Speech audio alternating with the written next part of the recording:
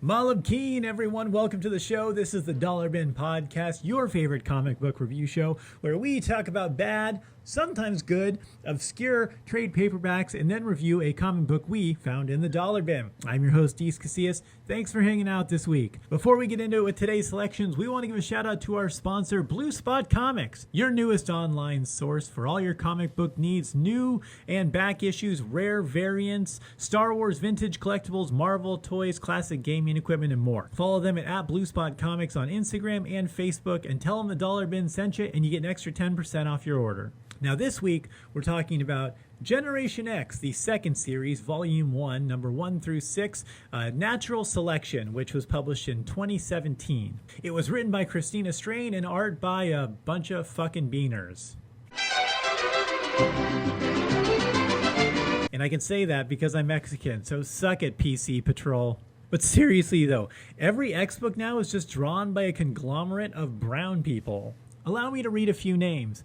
Amilcar Pina, Alberto Albuquerque, Martin Morazzo, Felipe Sobrerio. Is Marvel just picking their artists up in bulk at Home Depot now or what? Now I questioned whether I was going to do Generation X this week because I try to stay away from bigger things, although I have done some Marvel stuff obviously. And I actually plan on doing an entire month of just X-Men books. That's right, May is going to be X-May, guys.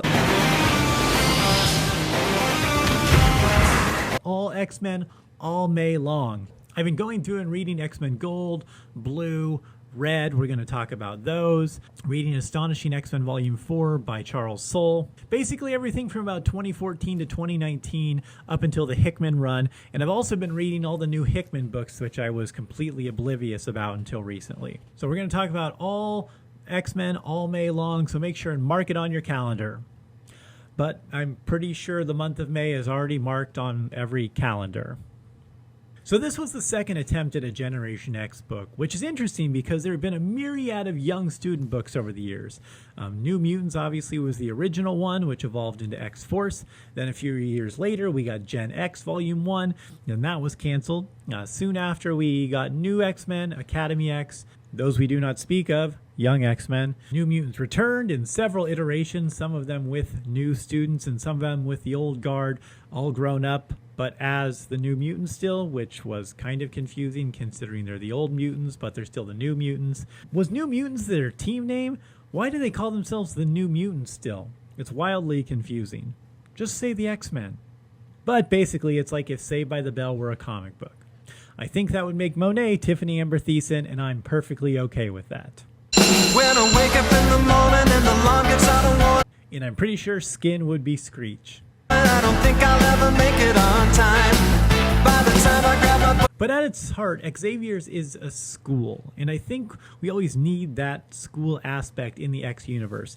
I think that's kind of what the Hickman version of X-Men currently is missing.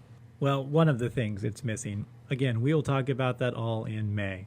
For someone like me who was an 8th grade dropout and has a GED, it's shocking how much the school aspect actually interests me. These stories were always great because we got the more human and fun aspect of the X world. It wasn't just stand up the bad guy, knock him down, etc. These characters were really growing up and figuring out how to be people in a world that fears and hates them. Kind of like Asians in America now. Double yikes for Jubilee, I guess. And if you don't like that joke, fuck you, that's the world we live in currently. If you don't like it, do something about it. I didn't make the climate we live in. Now, for anyone who never read the original Generation X, it was spawned from the Phalanx Covenant crossover in 1994, which spanned across all the X books and couldn't have really come at a better time. We had some pretty ramped up storylines in this time in the X universe and kind of needed something to slow us down a bit and give us a little bit of a different tone across the whole universe. In the moment, I didn't appreciate Gen X. I actually didn't read that book until about 2 years into the series. I think issue number 24 was the first one I picked up, and I kind of fell in love and slowly backtracked and ended up reading the entire series. I just wasn't at an age where I could really appreciate what Scott Lobdell was doing in that book originally, but it will forever be one of my favorite X series now. That book has true pathos. I don't know if I've ever said this on this show, but Scott Lobdell is one of the greatest X writers of all time. He truly had a grasp on writing these characters and how to write X-Men and mutants in general. He knew how to make them still be outcasts, but also be human enough to understand really what they were going through. Feel the connections of them more than just the action-packed pace of these comic books. People may not remember, but Scott Lobdell had the very hard gig of following Chris Claremont's monumental run on the X-Men. He was the next writer to pick up that book, and he didn't fumble it at all. Some of my favorite X-Men comic books were just the issues where they were just being humans and interacting with each other. The part where they fought Magneto is really kind of the most boring part of the books. Who they are and watching them grow as people is what's most interesting, and Scott Lobdell has a way of really writing people in the way they interact and keeping them consistent, which is nice. A lot of writers don't keep their characters consistent. You can fast forward through the next minute because I'm going to rattle off a couple issues that I love of the X-Men. Uncanny X-Men, issue number 340. Iceman goes ice skating with Storm and Rogue. There's not a lot of action in this issue, but there's a lot of character development and some deep, deep feeling and interaction between these people. That will forever be one of my favorite issues of the X-Men. Uncanny X-Men number 318, the issue that directly followed the Phalanx Covenant and led into Gen X number 1. This issue, Jubilee is leaving the X-Men, feeling like they're abandoning her, and forcing her to kind of get downgraded to this junior team when she's been an X-Men this whole time. She also has to leave the only thing she's really known as a family. This hits all the feels real hard. Uncanny X-Men number 297, also starring Jubilee. This is the issue directly following the Executioner's Song crossover. During that crossover, Professor X is injected with a legacy virus to heal him after he got shot by who they thought was Cable, but actually Strife. So he survives. And he's able to walk for a limited amount of time until this cure that Apocalypse gave him wears off. Well, in issue number 297, Jubilee and Professor X go rollerblading. It's the most adorable thing ever, and so heartwarming to see them connect. They were always kind of distantly connected. Jubilee joined the X-Men when Professor X wasn't around. He was his first new student in a long time, but she was never really his student. She kind of became an X-Men, but bypassed the whole Professor X thing. So they had an odd relationship, and they really connected here in some very great ways and deep ways. And at the end, the cure starts to wear off, Professor X can't walk anymore, and Jubilee has to carry him. Tearjerker. But the first Generation X book was a great extension of the X universe, introducing us to all new characters and slowly developing them. These people are truly fleshed out with tics, character traits, and unique designs and power sets. They really strive to set them apart from characters and make them stand out. And honestly, it was an all-new team, except for Jubilee, and the last all-new memorable team. So many of those characters became embedded in mainstays in the X world. Skin, Chamber, Monet, obviously Jubilee, Paige Guthrie, a.k.a. Husk. Skin and Husk? Oh, they had a weird thing going on there. I mean, not to say that Wolfman, boy, dog guy, obligatory feral character from the Young X-Men wasn't super memorable. Oh shit, I've already said the name of that title twice in this episode now. If you say the name of that book 3 times, it conjures up Mark Guggenheim, and he giddily berades you with contrived plots and dialogue, while Marvel still, for some fucking reason, showers him with money. Seriously, that guy sucks so bad. How does he still get work? But do yourself a favor and read the original Generation X series. This book only suffered because of the direction comics went in the late 90s, and I think that's why it got canceled. As the Ultimate Universe started popping up in the late 90s and real comics got more common, you had Brian Michael Bendis and Mark Millar were doing gritty reality comics where every superhero had to be a real universe person and everything was kind of ramped up. It was like a more well-written version of the early 90s, but certain tropes where kind of real-world heroes in a superhero universe was very, very common and pretty played out during this time. But the late 90s was the start of it. And that whole thing kind of pushed out the more real and fun nature of Generation X, where it was just character pieces, which we couldn't do anymore. It eventually evolved into a dark version of Generation X with Warren Ellis taking over, and then they blew the team up. No, literally, like they blew them up with a bomb. That was the end of the series. Cool.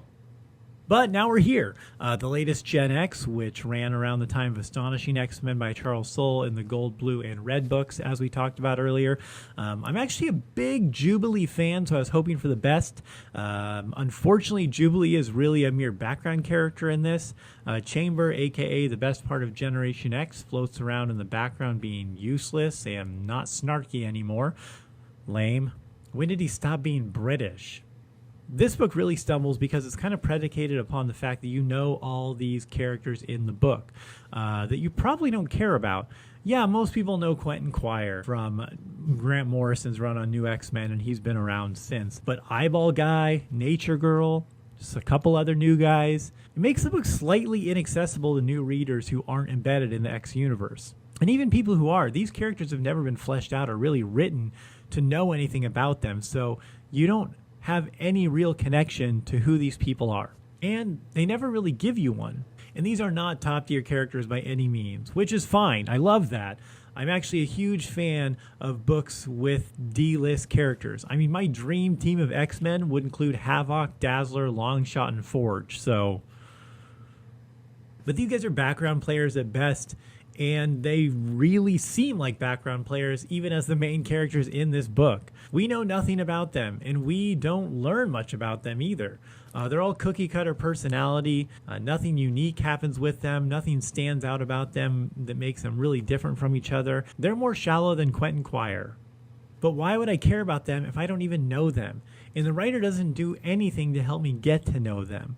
There's one standalone issue that focuses on Eyeball and Nature Girl going on an adventure to fight a guy named the Rat King in the sewer. Yeah, Marvel. It's the Eastman and Laird estate. They're calling, they said they're suing.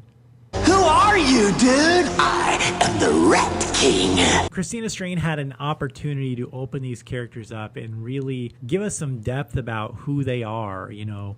Why is the sewer weird? Who are they together? Who are they separately? Who are they as a team? Where do they fit in the team? How do they feel connected or disconnected from the rest of the X-Men and Generation X team? But we don't get any of that. It just fell flat. It's a random issue that seems very filler, where they go fight a guy in a sewer and then they go back to the mansion. Nothing really happens. And the one character who we know, Quentin, is just a jerk for sake of being a jerk, which is super one-dimensional also, and eventually wears pretty thin. He's always a jerk. Got it. Superman always does good, Mark Guggenheim always sucks, and Quentin Quire's always a jerk. Awesome. Eventually you just gotta blame the rest of the team for even continuing to hang out with Quentin. Like, maybe it's their fault. Bling is the most complex character and the one I like the best. I actually really liked her from the very first time she was introduced. She's got this fear of wanting to be an X-Men, but thinking that she's on kind of this junior varsity squad that's never going to get an opportunity to be an X-Men. That storyline seems like an afterthought and isn't really played up to its maximum. It almost seems like forced conflict to have a reason for her to even be there. And then, of course, at the end of this 6 issues, M, a.k.a. Monet, is the villain in one of them. And this felt like such a forced cameo of Monet being like, hey, so remember, this is a Gen X book. Be your own book. You don't have to throw Monet in there just for us to know and feel like it's connected to the old book somehow. Make it your own. If you have to stand on the back of the old book, this book isn't even worth reading. The art is fine. It doesn't stand out as spectacular, but it's not bad. It's great. It's passable. It's not great. It's fine. It's good. It's passable. There's nothing wrong with it, but there's nothing overly exciting about it. All in all, though, I really wanted to love this book, but I've got to be honest, this is a $5 book. It had a fairly strong start, and I was pretty excited after the first issue, but it just kind of goes nowhere. It meanders and dawdles around and is just kind of a nothing burger. It's not even bad. It's just nothing. I mean, the worst you can be is uninspiring. You know, make me hate you at least. Mark Guggenheim made me do that with Young X. That book of mutant characters when they're not older. That was close. But I felt nothing. I just kind of read it, and that was that. This only ran about 5 more issues, I think, which I do plan to read at least to finish this series out. But I honestly don't expect much out of it. Hopefully, Jubilee is doing better in Excalibur now. And on to our Dollar Bin Pick of the Week. This week, published in 1994 from Valiant Comics, we have Ninjak #1. Now, I would tell you what Ninjak is about, but I'm not really sure. And I did read the book. Here's what I do know. It's got a really shiny cover. You can even see I bought it for $1. The cover's kind of cool. Very 1994, drawn by Joe Quesada. I think I mentioned this on a previous episode where we reviewed Ash #1 as the Dollar Bin pick of the week, also drawn and created by Joe Quesada. He was a fantastic artist. This is a beautiful book. It's very well drawn, and I think ahead of his time for his art, in a time when it was all kind of Rob Liefeld extreme. Do the thing. Joe Quesada was doing a very unique, very beautifully drawn books. And for those of you who are unaware, and I know I say things like this a lot, but in the early 90s, the comic book game was weird, and Valiant Comics was actually huge for like 2 weeks. This was probably at the tail end of those 2 weeks. But I read this book, and I don't know what's happening. There's a character, it seems like he may have sexually assaulted a woman, and then he kills a bunch of people. I think what Valiant had is they were actually pushing to be like a little more edgy than even Image Comics. They were showing more veiled nudity, more blood, more gore, really trying to push that limit and be the one thing in mainstream comics, although they're the very fringe edge of mainstream comics, still trying to be a mainstream big publisher that was doing a little more edgier stuff. And it worked for like 2 weeks.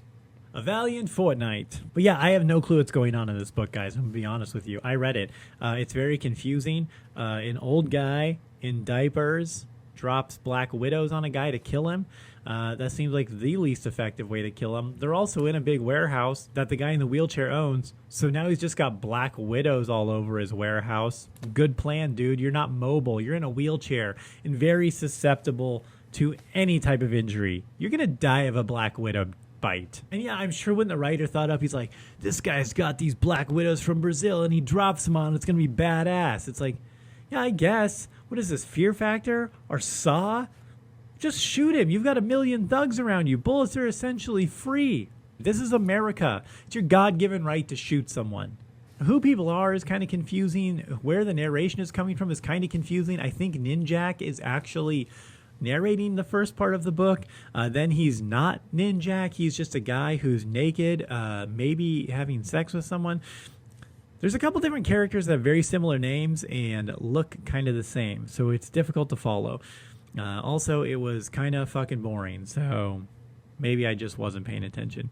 Anyway, that's kind of a shit review, but this book was pretty shitty. So it's a Dollar Bin comic, 100%. There's a reason Valiant has had like 18 owners and just keeps recycling through that old crap and can't be consistent because they suck. That's it, guys, for the Dollar Bin podcast. We appreciate you taking a listen. Again, check out Blue Spot Comics on Instagram at Blue Spot Comics and on Facebook. Tell them Dollar Bin sent you, and you get an extra 10% off your first order. They've got all sorts of cool stuff, so check it out, guys. As for me, go to DeeceComedy.com. Check out all the things going around on the network. Release dates, new episodes of The Social Hour every Wednesday, and more, guys. For the Dollar Bin podcast, I've been Deece. Peace!